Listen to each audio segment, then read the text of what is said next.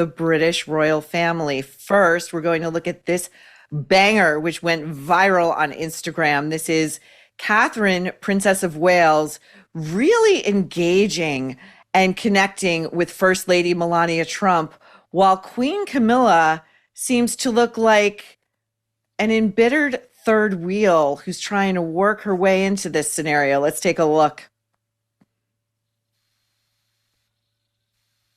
So if you're watching, here is Kate face-to-face gesturing with Melania there, smiling, nodding at each other. Camilla has turned away and is looking around absently.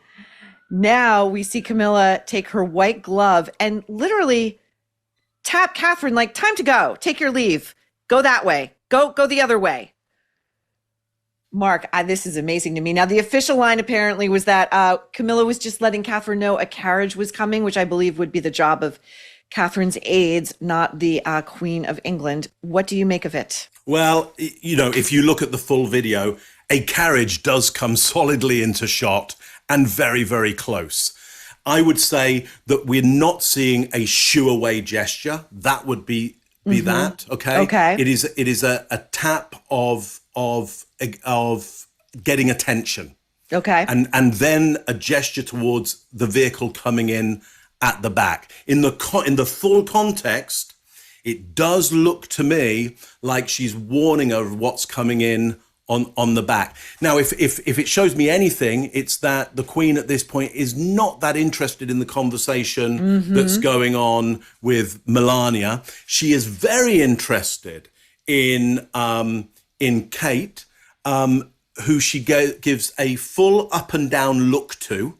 Melania does. No, the Queen looks at... Camilla does. Yes, okay. Camilla looks at Kate, gives her a full up and down, looks at Melania, and then checks back. And I would say it's her saying, look at what you've got here. Like, this is a strong contender. Look at how she's dressed. Yeah, and she's checking out how much attention Kate is getting there. Catherine's getting there. So it's a rivalry thing, you think? I think she's playing her piece. She's playing her piece on Melania. She's going, look at that piece. Look at that. And then warning the piece, hey, just move out the way. You might get struck by a carriage. So she is protecting her piece. Her piece? Yeah, of the chessboard. Her player. So you read Camilla turning away with the eyes sort of gliding away, not as being shut out of the conversation or feeling that she is being boxed out. You think it's completely different? No, I think it's completely different. That actually a piece has been played, to Melania. Look who we've got here. Look at the status of this person. Now I don't need to engage with you anymore. Because look who you've got here. Interesting. Yeah, and now she protects her piece and goes, okay, just step back. Yeah, it's actually more divisive and caring what's going on here, and the rivalry is with Melania. Interesting. Okay, now we are going to take a look at Meghan Markle, who her head, she's popped back up again. And she's doing her best to upstage her husband and those being honored at an event held by Kevin Costner it was a charity event, a concert for first responders. Hey, you save lives for a living. Are you a Duchess in Montecito? I don't think so. We're going to take a look at this from a YouTube channel called Royal Short Stories. Now, Harry actually had a role. He was invited to hand out an award to first responders. Cue Meghan lurking at the sidelines like a reality show extra, beaming at the cameras with a smile that screamed, "I'm totally fine not being on stage, guys." Except, no one was buying it. One clip zoomed in on her standing in the corner, and the whole thing gave Major The Office cringe vibes. You could practically hear her inner monologue. Mark, what do you make of it? Yeah, I mean, the narration there, beaming with a smile, there's no eyes in her smile at that point. Yeah, so it's just the sides of the mouth turned up and no narrowed eyes, which show these little dark areas there, which will tell somebody, an observer, from a distance that it's a true smile. She's not truly smiling from that distance. She doesn't She doesn't like what's happening here. There's also a lot of lip compression there, which could be, again, withheld opinion and or could be anger around this situation. So she's not happy. She potentially could be angry. She's definitely holding back what she thinks of this. As she comes on, we didn't see it there, but she comes on. Oh, she's coming on. She's coming on. We're going to see that? Okay. Yes, let's do it. That's next. Let's have a look. Meghan snatched the mic mid-event like it was a prop in a high school improv show, sparking the most awkward charity cameo. Oh, that was from a prior event. That was Meghan, as she always does, body blocking her husband from getting the microphone and then grabbing onto it and pushing the woman handing the mic out of the way. Yeah, in this particular situation, she doesn't manage to do that maneuver. Okay, that is her classic maneuver to insert herself into the relationships. In this situation, she comes to the side. We see her just tuck her hair a little bit casually with her finger, which is, listen, if your hair's in your way, you well know, I know, we've both got, relatively similar hair, in fact, but if you're really trying to tuck your hair, you have to use your whole hand if you don't want it to come in front of your face. This is a grooming gesture. This is to say, look at the quality of my hair. Look at the wealth that I have. Look at my good genetic code. Yeah. Look at my diet. Yeah, look at the chemicals that I can afford, essentially, certainly with me anyway. So look, she comes on, she grooms, she tries to insert herself, she doesn't manage it, she goes back, and now she has to look at it from a distance. And this is the third part. This is the third stop. We're going to take a look at this on video. This is from the Costner event. The result? A whole lot of second-hand embarrassment. Harry did his best to muddle through the speech, while Meghan's pasted-on grin melted faster than a popsicle in a Santa Barbara heatwave. Cameras caught her craning her neck, clapping way too hard, then sidling behind Harry to grab his hand like an overzealous stage mum. And let's not ignore the irony. Here they are, the Sussexes, at an event honouring first responders, after being roasted. So if you're not listening, she comes up behind Harry, whose body is pivoted away from her and towards one of the event hosts. She taps him on the back, seemingly surprising him. He seems to recoil slightly before putting his arm around her, then turns back again, and she is left to do nothing but haplessly wave to the audience and take her leave. Yeah, her wave was very, very small as well. Agreed. Okay, when she walks on, tiny little wave. So she's not coming on confident in the first place. Okay. No. She makes, as you rightly say, she makes this tap gesture to make contact with him and just kind of comes around his arm.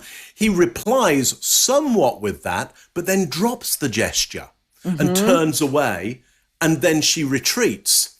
So at this point, I would say she is not confident coming on. He gave her zero confidence to stay there. Yes. And she, scuttles back to the side of the stage. Not a good look if you're trying to look confident, look like you're meant to be there, or trying to insert yourself there in a powerful way. She it was a retreat. So she achieved very little in that one. And it's interesting because finally, Harry, is he finding at least one testicle? It's like he's making it clear to us she is an interloper here, and I don't want her here either. This is my moment, or my moment for the first responders. Well, in the past, what we might have seen is him sharing the mic, yes, or her going over and getting the mic. There would be more of a. Now there was zero of that. She didn't even feel like she could stay next to him. Exactly. Now to our final Royals video. This is amazing. Prince William standing next to Prince Andrew following the Duchess of Kent's funeral. And this is, William is dying here. Let's take a look. So if you're watching, they're standing next to each other. William is looking away.